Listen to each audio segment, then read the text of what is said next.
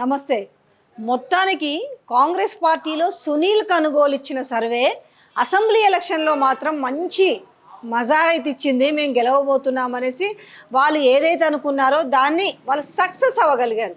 ఇదిగో కాంగ్రెస్కి ఎన్ని సీట్లు వస్తున్నాయి, అదిగో కాంగ్రెస్కి అన్ని సీట్లు వస్తున్నాయని మొత్తానికి ఫేక్ సర్వేల పుణ్యం అంటూ ఎట్లనో చావు తప్పి కన్ను లొట్టబోయినట్టుగా అధికారంలోకి అయితే వచ్చారు. ఇది నేను అనుకుంటున్న మాట కాదు, ప్రజలు అనుకుంటున్న మాట. ఇక ప్రజల సంగతి కొంచెం పక్కన పెడితే ముందు పార్టీ శ్రేణులు లీడర్లు ఒకటే అల్టిమేటం జారీ చేస్తున్నారు. ఏమైంది? దీనికంటే ముందు మాట్లాడుకోవాల్సిన అంశం, ఈ సునీల్ కనుగోలు పార్లమెంట్ ఎలక్షన్స్లో ఎన్ని సీట్లు వస్తాయి, వీళ్ళు 12 నుంచి 14 లేదంటే 17కు 17 అనేసి ఒక హైప్ క్రియేట్ చేసుకునే ప్రయత్నం చేసిరు. కానీ అసలు వాస్తవానికి వస్తే అసలు తెలంగాణలో 17 పార్లమెంటు సీట్లకు గాను 5 అంటే వీళ్ళు అంటున్నారు కదా, మా హస్తం ఒక భరోసా అని ప్రజలకు అంటారు కదా, ఆ 5 వచ్చురు కూడా కష్టమే అనేది అది లీక్ అయిపోయింది. ఆయన ఏఐసిసికి ఇచ్చిండు. ఇట్లా ఉంది తెలంగాణలో పరిస్థితి. ఎందుకంటే కొన్ని చోట్ల డమ్మీలను పెట్టిర్రు. అది నేను చాలాసార్లు చెప్పినా కదా, అది మల్కాజ్గిరి కావచ్చు, చేవెళ్ళ కావచ్చు, సికింద్రాబాద్ కావచ్చు, ఆదిలాబాద్ కావచ్చు. సో అనవసరంగా తీసుకొచ్చి కడియం కావ్యకు టికెట్ ఇవ్వడం వల్ల గెలిచే సీటు కాస్త ఇప్పుడు ఓడిపోయే దశలో ఉంది అనేసి ఈ రకంగా తీసుకుంటే ప్రతి చోట మహబూబ్ నగర్ కావచ్చు, వీళ్ళు పెట్టుకుంటున్న హోప్ ఏంటి, ఖమ్మం, మహబూబాబాద్, నల్గొండ అంటే పక్కాగా వచ్చే సీట్ల గురించి చెప్పుకోవాలంటే. సో ఈ రకంగా 3 నుంచి 5 సీట్లు నెట్టుకు రావడమే చాలా గగనతరం అవుతుంది. ఏదైనా ఒక నిర్ణయం, కన్స్ట్రక్టివ్ నిర్ణయం తీసుకోకపోతే పార్లమెంటులో కాంగ్రెస్ కొంప మునిగే అవకాశం ఉంది అనేది సునీల్ కనుగోలు ఇచ్చిన సర్వే.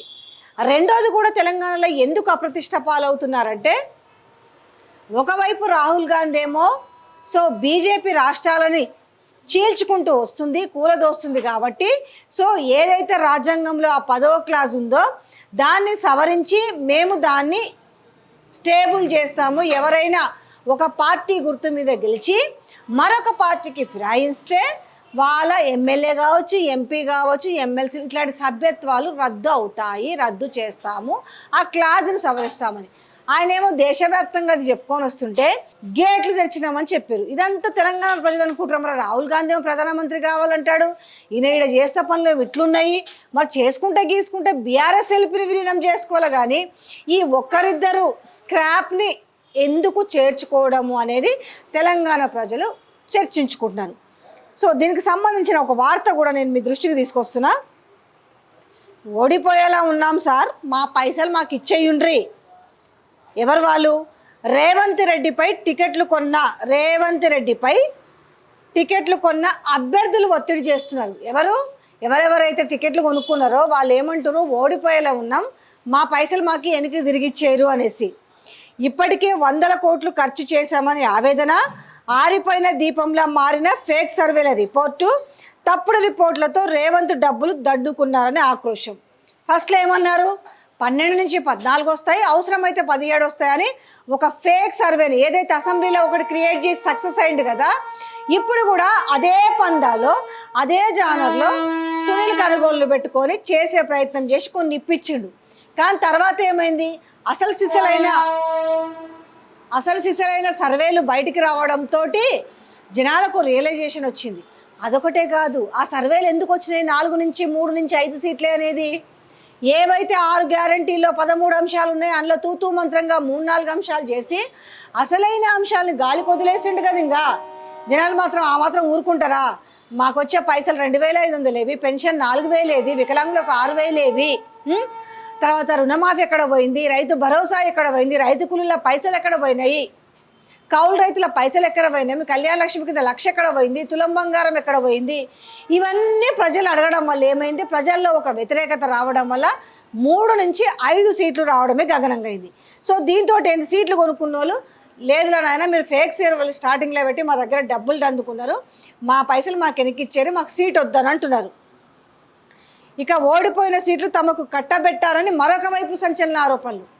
ఈ టికెట్లు ఎవరైతే కొనుక్కున్నారో అవన్నీ ఓడిపోయే సీట్లు వాళ్ళకి ఇప్పుడు కళ్ళు తెరుచుకున్నారు.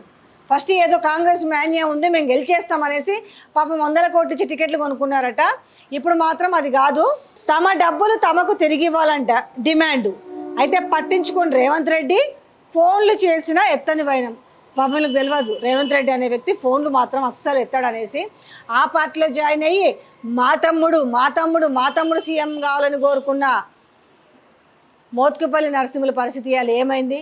కంఠశోష మిగిలింది, ఏడుపు ఒక్కటే తక్కువైంది. ఇలా దీక్ష చేసిండు, మా మాదిగల్ని పట్టించుకోండి, మా మాదిగ సమాజాన్ని గుర్తుపెట్టుకోండి, కనీసం 2 సీట్లైనా ఇవ్వండి. ఆయన గొంతు నోరు మొత్తుకుంటుండు. కనీసం ఈ సమస్య మీద వివరిద్దామనేసి అపాయింట్మెంట్ అడిగితే 6 గంటలు కూసబెట్టిండు, కానీ అపాయింట్మెంట్ కూడా ఇవ్వలేదంట. ఆయన కూడా ఒక తీరుగుంది. ఇక ఇంకొకరు ఎవరు, ఎవరైతే స్టార్టింగ్లో ఫేక్ సర్వేలు ఇచ్చారు కదా, 12 నుంచి 14, 14 నుంచి 17 సీట్లు అన్నారు కదా. సో ఇప్పుడు ఆయన ఎక్కడ పోయిండు అనుకుంటున్నావు? సునీల్ కనుగోలు ఆయన అజ్ఞాతంలోకి పోయిండట. రేవంత్ రెడ్డితో కలిసి టికెట్ల కుంభకోణం 60:40 నిష్పత్తిలో రేవంత్ సునీల్ వసూలు, ఓడిపోయే పరిస్థితి ఉండడంతో ముందే పరారి. సునీల్ ఆచూకీ కోసం వెతుకుతున్న పార్టీ అభ్యర్థులు ఫేక్ రిపోర్ట్లతో బురిడి కొట్టించారని ఆగ్రహం. చాలా సందర్భాల్లో కొంతమంది ఆ పార్టీ నుంచి బయటకు వచ్చిన వాళ్ళు అప్పుడు సర్వేల గురించి మాట్లాడారు, అందులో గాలి అని ఉన్నారు, ఎక్సెట్రా చాలామంది అప్పుడు చెప్పినారు. ఈ ఫేక్ రిపోర్ట్లు తెచ్చి ఫేక్ సర్వేలు పెట్టి డబ్బులు ఏ రకంగా దన్నుకున్నారని. అయితే ఎవరో దించుతారు, ఏమో జరుగుతుందని మాట్లాడుతుంటే నిజంగా పైన కూడా తతాసు ఆయన ఒక మాట మాట్లాడుతుంటాడు, పిల్లి శాపాలకు ఉట్టి తెగుతుందా అనేసి. పిల్లి శాపాలకు ఉట్టి తెగుతుందో లేదో పక్కన పెడదాం, కానీ మనము పదే అంటే మన సంకల్పం అనేది గట్టిదైతే అంటారు కదా, మనం పదే ఏ పదాన్ని ఉచ్చరిస్తామో పైన తదాస్తు దేవతలు ఉంటారంట. సమయంలో నా వెనక కుట్ర చేస్తుర్రు, నా ముందు కుట్ర చేస్తురు, నన్ను దింపాలనుకుంటున్నారు, నేను పేద రైతుని అని ఒకసారి అంటాడు, ఓసారి 100 ఎకరాలు కలిగిన భూస్వామిని అంటాడు. మొత్తానికి అంటే ఒక సరి అయిన నిర్ణయాలు లేకపోవడం వల్ల కాంగ్రెస్ పార్టీకి అని చెప్పను, కానీ రేవంత్ రెడ్డికి మాత్రము దెబ్బ మీద దెబ్బ పడుతుందనేసి ఆ పార్టీ లీడర్లే నెత్తి నోరు వేసి బాదుకుంటున్న వైనం కనపడుతుంది.